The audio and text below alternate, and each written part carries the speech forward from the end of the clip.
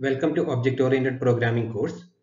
In this course, uh, initially we will study the basic object function-oriented design and object-oriented design. That is the basic design approaches and little bit about the UML design and all. Then we will study the Java programming language in detail.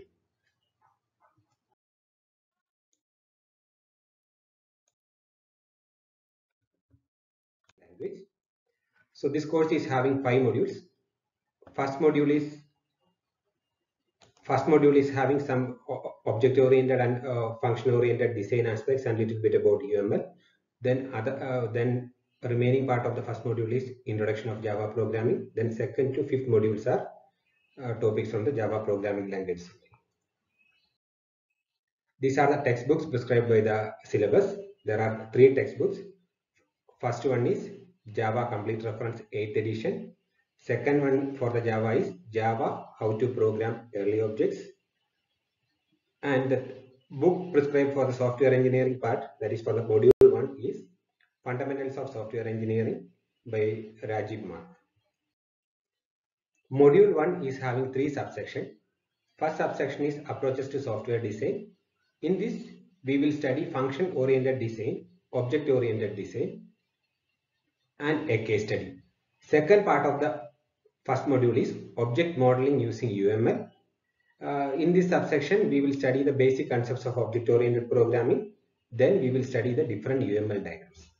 Third subsection of the module 1 is Introduction to Java Programming. Here we will study the preliminary concepts of Java programming. Before getting into the software design, let us try to understand what is a software. A software is a set of instructions and associated data or programs used to operate computers and execute specific tasks. Software is a set of instructions that tell a computer what to do. Just imagine a situation where no software is installed on your computer. In that case, just imagine that there is no browser installed on your computer. In that case, you won't be able to access the internet. Or just imagine a case where you haven't installed even operating system in your computer. In that case, it is impossible for you to log into the system. So software is a very crucial part for the computers. The term was coined to differentiate the instructions from hardware. By the term software, we are referring to set of instructions and associated data. Hardware is to represent the physical components of the computer. By the term software, we are referring to all variants such as middleware, operating system, firmware, everything we are referring as software for the design context. Let us try to understand different types of software. We can broadly classify software into 2 types. First one is system software and second type is application software. System software is the software which is intended to provide a platform to other softwares, whereas an application software is to achieve certain applications or tasks for the user. Operating system, compiler, interpreter, assembler, all these things are examples for system software because they are providing a platform, computing platform for other softwares. Whereas Microsoft Office, Microsoft Word, then railway reservation system, all these things are actually application software. They are providing specific services to the user.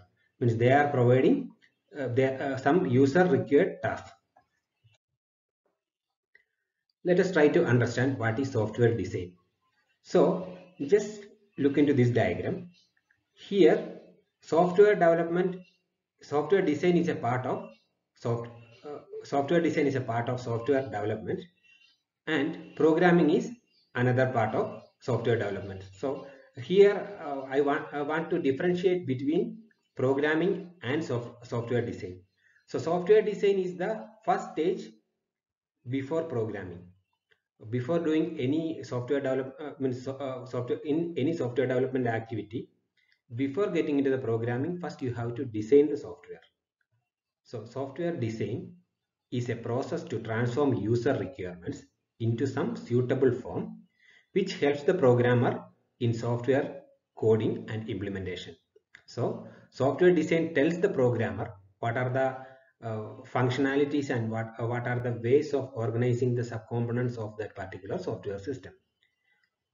Software design is the process by which an agent creates a specification of software artifact intended to accomplish goals using a set of primitive components and subject to constraints. The input to software design process is the requirement specification, and the output from the software design process will be the design specification. Software design. The design process for software system often has two levels. At first level, the focus is on deciding which modules are needed for the system on the basis of the software requirement specification. And second part is how the module should be interconnected. It tries to specify how to fulfill the requirements mentioned in the SRS document. To get clarity on the software design, we need to have some basic understanding of the software development lifecycle, commonly known as SDLC. In software development lifecycle, before developing any software, first activity is to understand the features to be satisfied or the requirements of that particular software. So that phase is the requirements phase. In this phase, you will interact with the customer or the stakeholders, and you will try to understand the required features of that software. Once the requirements are ready, then based on those requirements, you will prepare a design. The design should be in you have to create the design in such a way that it should satisfy all the requirements collected in the previous stage. So once the design is ready, you can hand over the design diagrams and document design specifications to the software programmers. Programmers will do the programming as per the design specification. Once the programming is done, now you have to perform testing and verification on the software. After proper testing and verification, you can release the software to the customer, and then you need to give maintenance support. So these are the 5 phases involved in the life cycle of a software: requirements, design, implementation, verification, and maintenance. So the design, whatever we spoke till now, is the second phase in the software development life cycle. There are different approaches for software design. The popular approaches are top-down approach and bottom-up approach. In top-down approach, it is based on the decomposition. That is, you will first finalize what you have to develop. Then you will study that system, and then you will figure out the subsystems. Then you will study the subsystems further, and then you will divide the subsystem into again smaller submodules. Then again you will repeat this decomposition on submodules. Like that, you will subdivide the higher modules, and finally you will identify the exact functions to be implemented. Once these functions are identified, you will implement the functions. Then by collectively you will achieve the higher level functionality. So the approach is decomposition, that is top-down programming. For problems that can be modeled hierarchically, we can use top-down approach. Then top-down approach can differ implementation details, because in the beginning you don't need implementation details. You are actually decomposing the larger system into smaller things. Top-down function on the system might be hard to identify. Top function, for example, here you don't have a single function. At this stage, it is a kind of black box. You don't know much details. You cannot identify one single function for the top level. Top level functionality is achieved by collectively using all the lower levels. Another approach is bottom-up software design. This is based on the concept of decomposition. That is exactly opposite of bottom-up is based on the concept of composition, whereas top-down was based on decomposition. Bottom-up is based on the composition of smaller entities. So here you have the smaller, just see, okay, this is the bottom-up approach. Here you have smaller components. You will interconnect the smaller components and create a larger functionality. Then these modules are again interconnected, and you will create a larger system. In this way, from the bottom you will build the system. So here reuse is highlighted because you are reusing the existing smaller components to build a higher component. Not natural for people to assemble. Sometimes you can't build a program from the pieces you have started. So such issues are there. You have components, but you may not be able to interconnect them in a way desired for your solution. Such issues are there, but approach is based on composition.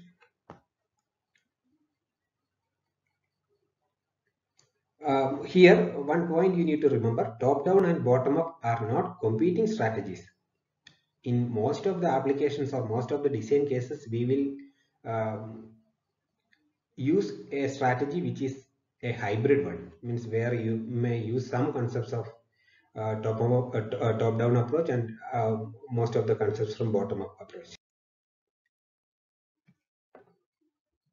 In the first subsection, we have to study function-oriented design. So function-oriented design is an approach to software design where the design is decomposed into a set of interacting units where each unit has a clearly defined function. So it is based on decomposition, and you are decomposing the system into functions. The design mechanism divides the whole system into smaller functions. Starting at this high level view of the system, each function is successively refined into more detailed functions. The system state is centrally and shared among different functions. It is a top-down approach. Here, state will be represented as global variables. That state will be shared across different functions. Okay, here just see the function f1. This f1 functionality is achieved by invoking f4 and f5. So f1 functionality is subdivided, decomposed into further two functions. So this decomposition can continue till you get the smaller functions.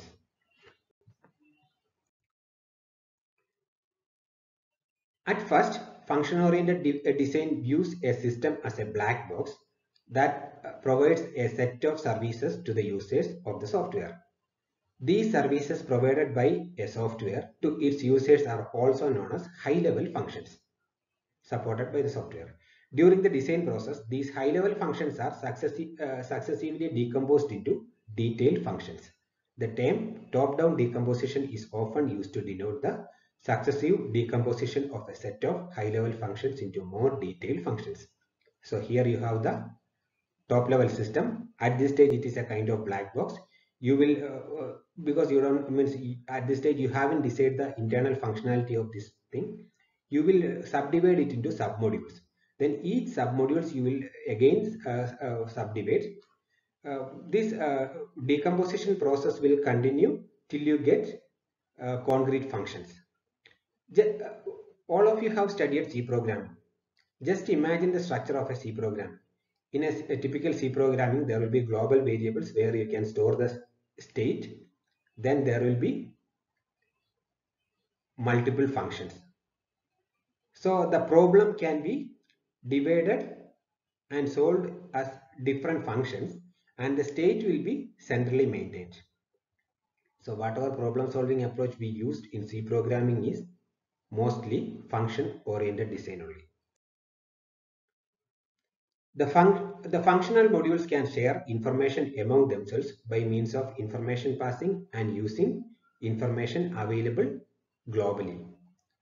As I mentioned in the previous slide, you can maintain the state in state using global variables, or you can adopt some information passing strategies. Let us consider a banking process.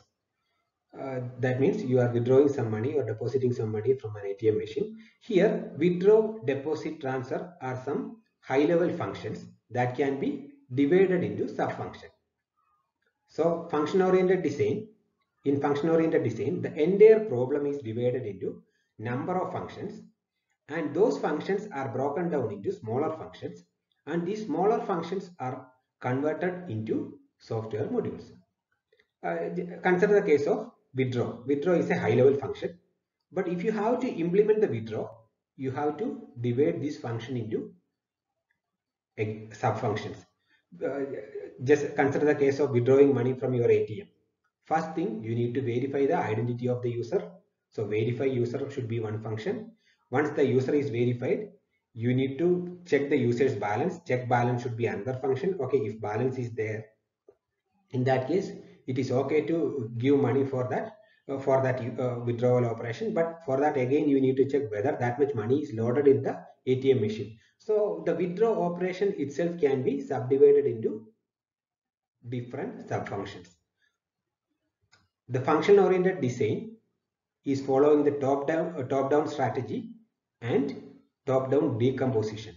You will identify the top-level functions or features, whatever. Then those functions you will subdivide till you find the suitable concrete functions for your implementation. So this is the essential approach in function-oriented design.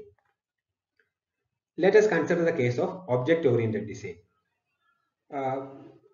During the early stages, that is during the C language time and all, function-oriented design was popular. But if you see the state of that, at present we are not focusing much on function-oriented design. You will see that most of the designs are object-oriented design. So here, object-oriented design is based on objects and interaction between the objects. Interaction between the objects is called message communication. At this stage, we haven't defined what is an object. We will come to that. In object-oriented design approach, the system is viewed as a collection of objects, that is entities. It involves the designing of objects, classes, and the relationship between the classes. The state is decentralized. That is a major difference from the FOD. In object-oriented design, the state is decentralized.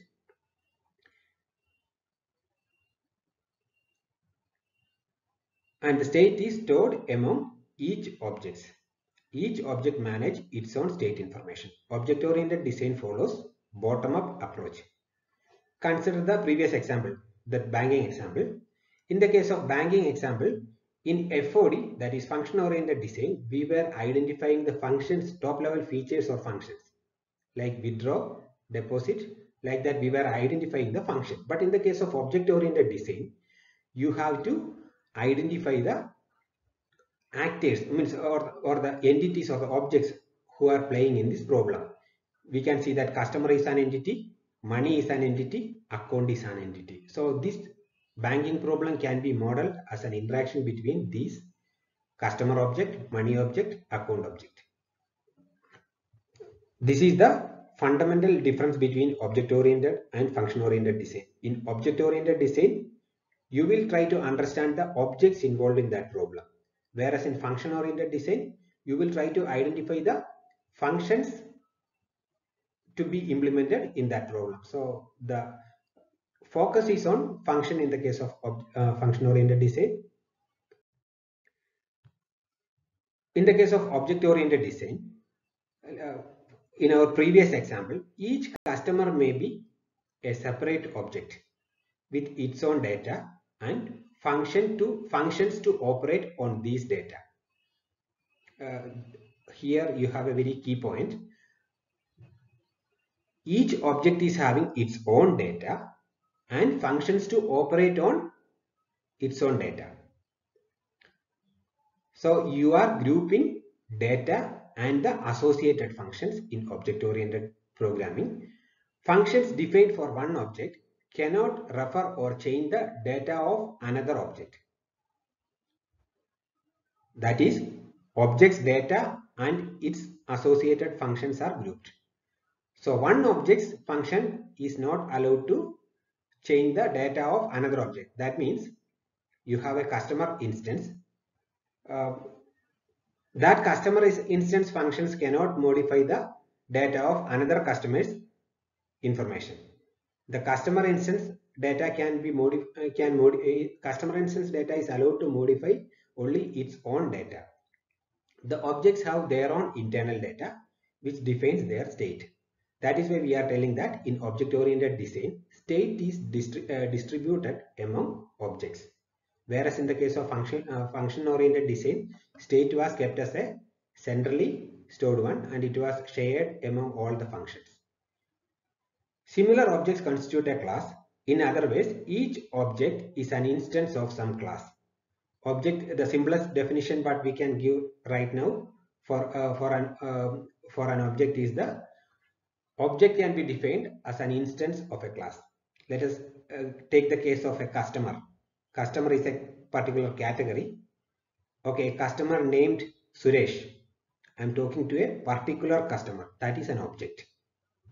That category of Suresh, Ramesh, all are customers of our bank. So in general, all these Suresh, Ramesh, everything, all are belongs to the type customer.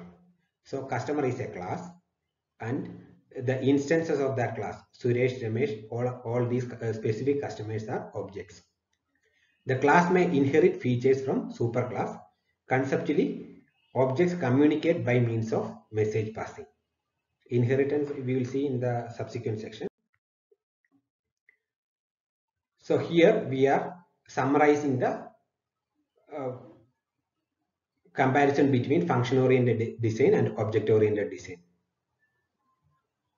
In the case of function-oriented design, in the same banking example, we were identifying the functions: withdraw, deposit, transfer.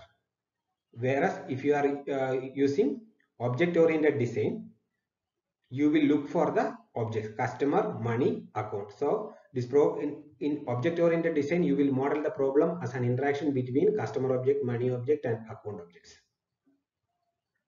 In the case of function-oriented design, the problem is modeled as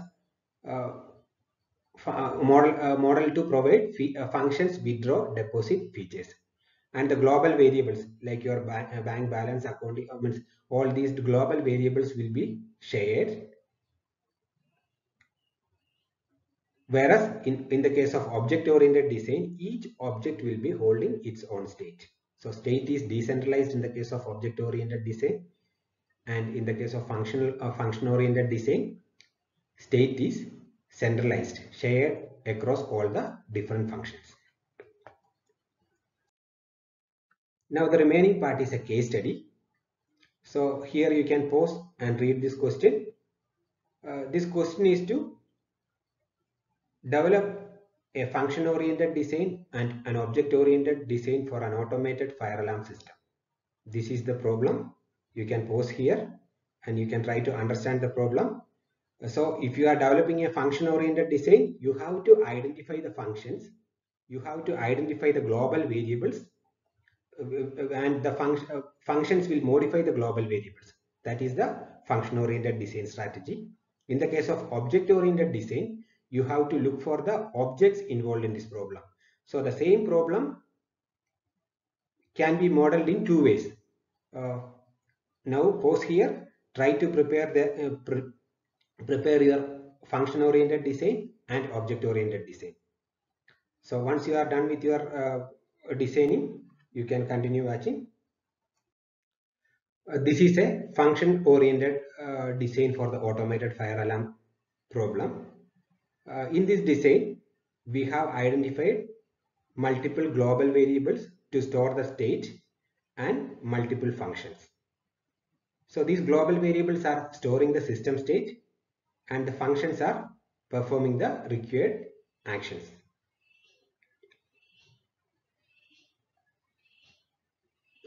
The identified functions are interrogate detectors, get detector location, determine neighbors, ring alarm, reset alarm, report fire location. The global data to be stored: detector status for each, that is designed as an array. Then detector location, alarm status, alarm location, neighbor alarm. In your design also, you need to be able to identify with the functions. Name need not be matching. Even the global variable name is also need not match, but the concept should be there. You should identify the functions and you should identify the global variables to store the system state. Now let us look at the function object-oriented design for the same problem. This is an object-oriented design for the automated fire alarm problem. In this object-oriented design, we are identifying the classes or the types of objects involved in this problem. There are different types of objects involved in this automated fire alarm. You should be able to at least identify a detector class and an alarm class. Naming can be different, so you can give any name. There should be a class corresponding to the smoke detector, and there should be a class corresponding to fire alarm. And if you see the class, that class should have its own data and its own functions. For the detector, you should have at least status, location, and neighbors. These three will be the data elements for the detector, and the operations allowed on these data elements are create, send status, get location, find neighbors. So we have to have one detector class. In each room we will install sensors, particular smoke sensors. Those are instance of this detector class. So objects of type detector are our sensors, and those sensors we will install in each room. And next class should be our alarm. Alarm is a type, and each alarm should have its location, status, that is nothing but the data, and the operations: create, ring alarm, get location, reset. So in your object-oriented design, you should be able to identify at least these two classes. If you closely look at this problem, there are more players involved. You can prepare a more detailed design where you can have more classes. So in your design, you should be able to identify at least these two classes, and the problem can be modeled as the interaction between the objects of type detector and alarm. In any design problem, there is no absolute correct answer and absolute wrong answer. You can come up with different designs. We will always select the best design. That is the normal practice. The key points to be remembered in the case of object-oriented programming and function-oriented programming is that in function-oriented programming, you will look for the functions, and another thing is that state is centrally stored. That means in the function-oriented design, you stored the state in the global variables, means that is accessible to all functions. Whereas in the case of object-oriented design, the state of each detector is stored in its own object only. That means state is distributed. In the case of a fire alarm, state is stored within the object only. The state, so in object-oriented design, state is decentralized. In function-oriented design, state is centralized. These are the basic concepts what we need to study about object-oriented design and function-oriented design. So with this, I am winding up today's lecture. Thank you for watching.